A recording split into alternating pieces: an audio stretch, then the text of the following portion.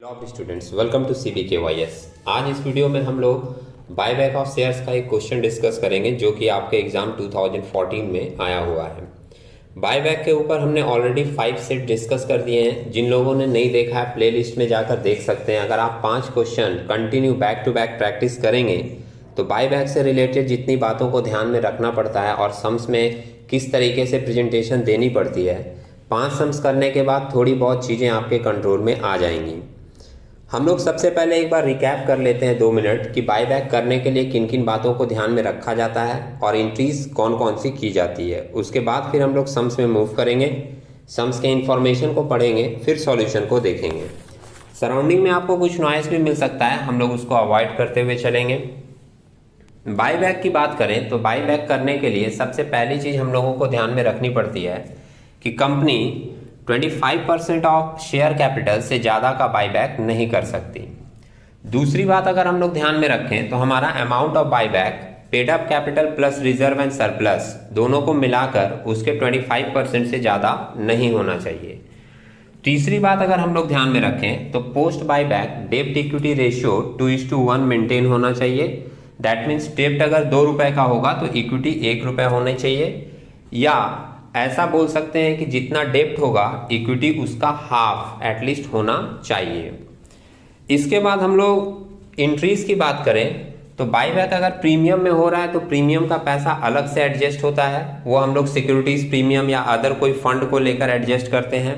और बायबैक की जो फेस वैल्यू होती है वो फंड 2 जगह से मैनेज किया जा सकता है, या तो आप फ्रेश इशू ऑफ शेयर से पैसे को मैनेज कीजिए और या फिर आप फंड से निकालकर पैसे को मैनेज कर सकते हैं। फेस वैल्यू अगर शेयर इशू नहीं हुआ है तो हम लोग अपने फंड से यूज़ करते हैं और फंड से जितना भी पैसा निकाला जाता है उसके लिए एक नया फंड क्रिएट किया जाता है जिसको हम लोग नाम देते हैं कैपिटल रिडम्पशन रिजर्व। तो इन सारी बातों को ध्यान में रखकर हम लोग सम्स में मूव करेंगे, सम्स को एक बार पढ़ेंगे और उसके बाद इसके सॉल्यूशन को केयरफुली नोट करेंगे। सम्स यहाँ पे आप देख रहे हो 2014 का है। On 31 March 2012 the balance sheet of blue chip company limited was as follows. कुछ इंफॉर्मेशन बैलेंस शीट में दिए हुए हैं। बैलेंस शीट की प्रेजेंटेशन पुराने तरीके से है, कोई प्रॉब्लम नहीं है। हम लोग आइटम देख लेते हैं। Paid up capital 2,40,000 equity shares at the rate of 10 etch fully paid up दिया हुआ है 24 लाख का। जनरल रिजर्व दिया हुआ है 36 लाख की। सिक्योरिटीज प्रीमियम में है 12 लाख। 14% डिवेंचर है 50 लाख का। और सन्ड्री क्रेडिटर्स या ट्रेड पेएबल बोल सकते हो, कितने का दिया हुआ है 22 लाख का। इंफॉर्मेशन पुरानी है, हर सम्स में ये रहता है जनरली। फिक्स एसेट्स है 72 लाख का। स्टॉक इन ट्रेड 20 लाख की। सन्ड्री डेटर्स है 16 लाख का। और कैश एंड बैंक या कैश एंड कैश इक्विवेलेंट के हेडिंग में ये रहेगा 36 लाख की। नीचे इंफॉर्मेशन आपको बता रहा है बैलेंस शीट के बाद, the company intends to buy back 40,000 equity shares at a premium of 30 per share. Company buyback करना चाहती है 40,000 equity shares at a premium of 30 per share. State whether the company can do so और pass the journal entries. आपसे पूछा जा रहा है कि 40,000 शेयर्स कंपनी बायबैक करना चाह रही है 30 रुपए पर शेयर के प्रीमियम में। क्या ये कंपनी ऐसा कर सकती है? आप इसको डिटेल में एक्सप्लेन करके बताएं और इसकी जर्नल एंट्रीज पास करें। तो हम लोग एक बार रूल के हिसाब से सोच लेंगे, उसके बाद वर्किंग में इसको शो करेंगे कि कंपनी 40,000 शेयर्स बायबैक कर सकती है या नहीं।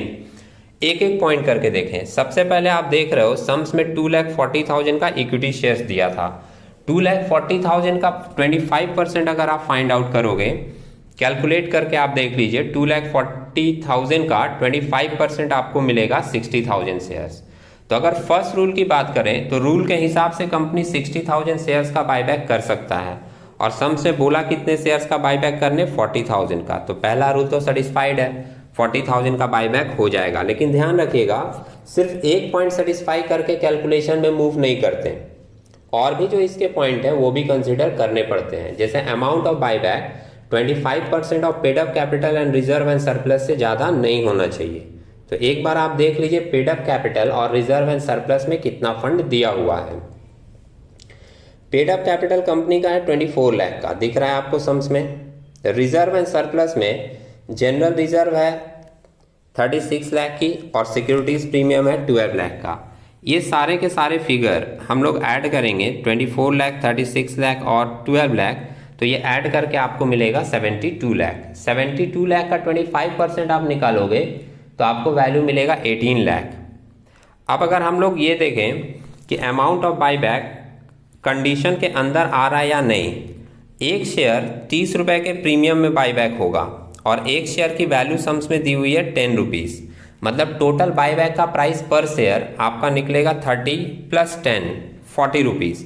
अब 40,000 शेयर्स कंपनी बाईबैक करना चाहती है 40 रुपीज़ पर शेयर के रेट में, तो 40,000 शेयर्स इंटू 40 आप करोगे तो वैल्यू मिलेगा आपको 16 लाख का। मतलब कंपनी 16 लाख का बाईबैक करना चाहती है और रूल के हिसाब से हमारा मैक्सिमम अमाउंट आ रहा है कितने का, 18 लाख का। तो यहाँ भी कंपनी रूल के अंदर ही काम कर रही है, तो हम लोग बोल सकते हैं कि कंपनी 40,000 शेयर 40 रुपए के रेट में बाईबैक कर सकती है। इसके बाद एक रूल और फॉलो करना पड़ता है कि पोस्ट बाईबैक डेब्ट इक्विटी रेशियो 2:1 में मेंटेन होना चाहिए। तो एक बार हम लोग इसको भी चेक कर लेंगे। आप ये सारी चीज़ें जो अभी मैंने ओरली आपको बताई है, आप देखोगे कि नीचे वर्किंग में रूल्स भी सारे लिखे हुए हैं। एक एक पॉइंट करके फिर से आपको दिखाते हैं। जो भी मैंने ओरली अभी आपको बताई है वो सारी की सारी चीज़ें यहाँ पर आंसर में, सॉल्यूशन में लिखी हुई है। एक एक पॉइंट करके देखें। As per companies act 2013 the company can buy back maximum 25% of equity share at a time with maximum permissible price, जिसमें ए नंबर पॉइंट में बता रहा है the company has 2,40,000 equity share at present, जो कि sums में दिया हुआ था।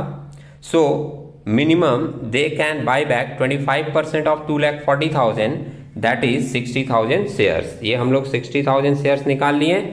As the company intends two by back only 40,000 shares so they can do. 60,000 rule में है और 40,000 का कंपनी करना चाहता है तो वो आराम से कर सकता है। बी नंबर पॉइंट बता रहा है another limit of by back is maximum price of by back which never exceeds 25% of equity capital and free reserve including securities premium reserve। तो अब कंपनी के पास पेड अप कैपिटल और reserve में कितना है वो नीचे दिखा दिया।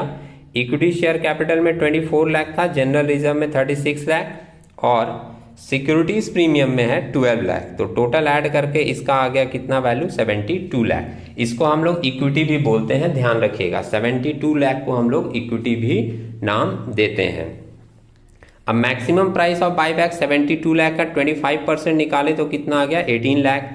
कंपनी कितने का बाईबैक करना चाहती है, maximum buyback price offered by the company 40,000 shares at the rate of 40 each, कितना आ रहा है, 16 lakh is also with the permissible limit. तो रूल बोलता है 18 लाख का कर सकते हैं और कंपनी कर रही है कितने का, 16 लाख का। तो यहाँ पर भी आप रूल के अंदर में है तो कंपनी 16 लाख का बाईबैक कर सकती है।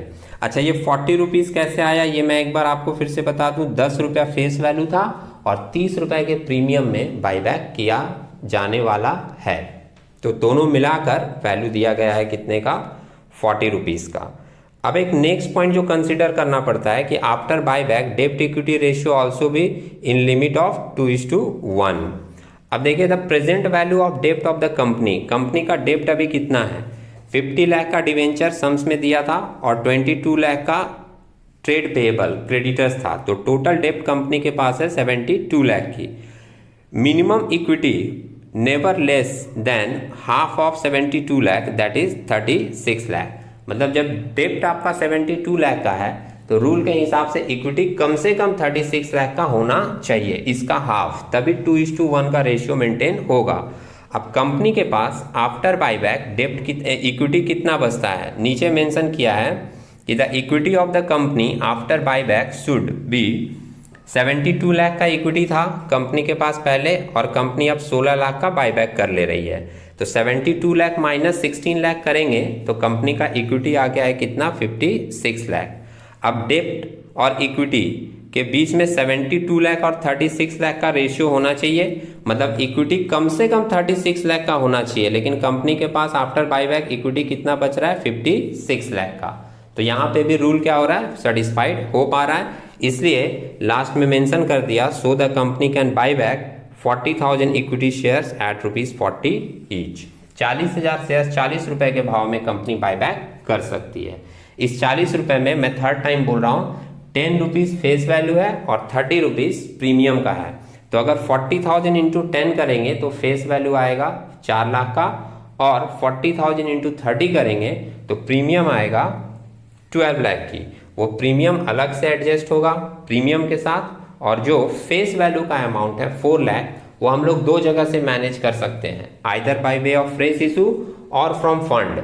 तो सम्स में फ्रेश इशू के बारे में कुछ बताया नहीं था, तो वो पूरा का पूरा 4 लाख फंड से हम लोगों को लेकर मैनेज करना पड़ेगा, और जब भी फंड से निकालेंगे पैसा तो एक नया फंड क्रिएट करना पड़ेगा कैपिटल रिडम्पशन रिजर्व के नाम से।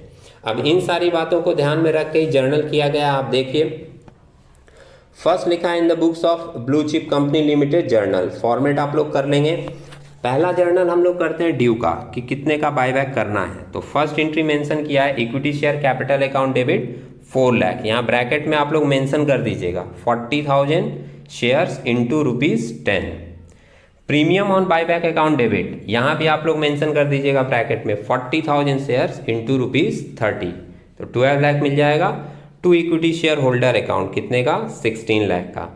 नरेशन आप पढ़ लेंगे तो आपको और क्लियरली मिल जाएगा कि किस चीज की एंट्री की गई है। Being amount due to 40,000 equity shares of ₹10 each transfer to equity share holder account including premium of 30 as per board resolution number ... dated ... due की एंट्री हो गई। अब इसके बाद पेमेंट कर दिए।